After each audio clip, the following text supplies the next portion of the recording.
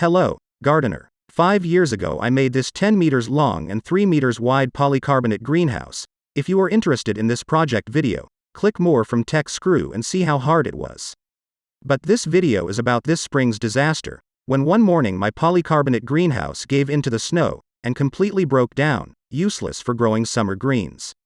When all the snow melted, you could realize how badly the greenhouse had been damaged. This greenhouse cost about $600 and took 5 days to build 5 years ago.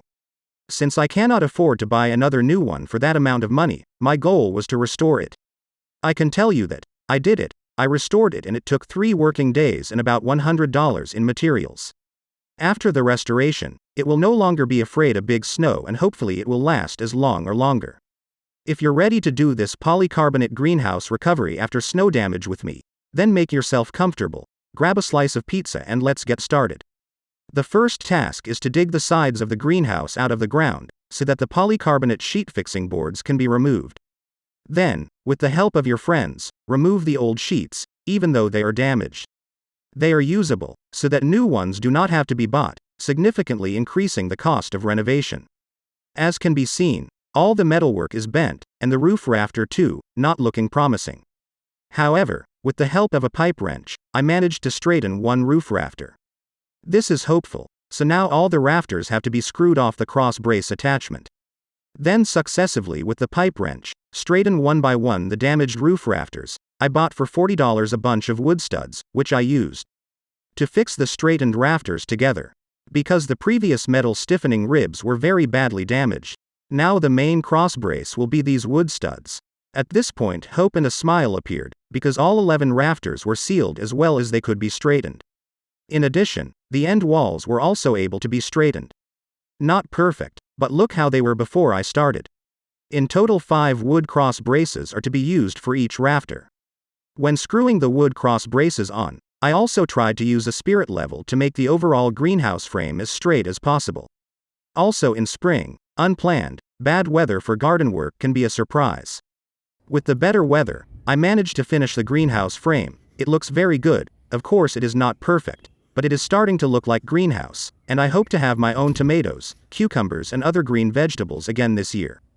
Next we did soil preparation for planting works. I used the method where there is one trail in the middle of the greenhouse, and soil on both sides. To prevent the soil from falling on top of the trail, I reinforced the sides with wooden boards, then screwed wooden support beams to these boards to ensure that the roof rafters would not collapse under the heavy snow cover. These cross braces should have been installed 5 years ago, when I finished this polycarbonate greenhouse, so now I don't have to renew it.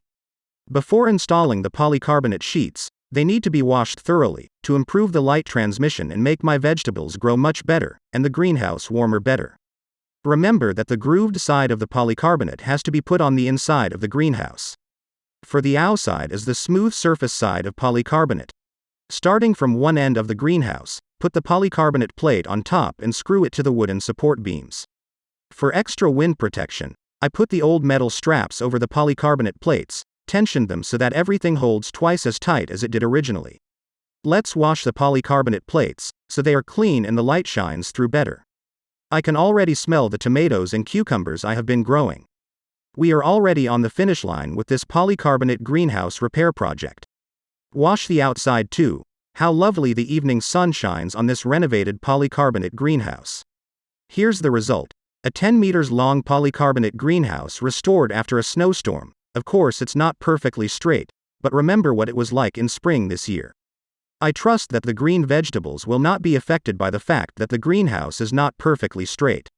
Unfortunately, the original ventilation covers were so badly folded that they were not repairable, so I made these simple ventilation covers out of double greenhouse film. If you liked this video and got something useless, don't forget to hit the like and subscribe buttons to support my home do-it-yourself activity, and we can meet in another useful video.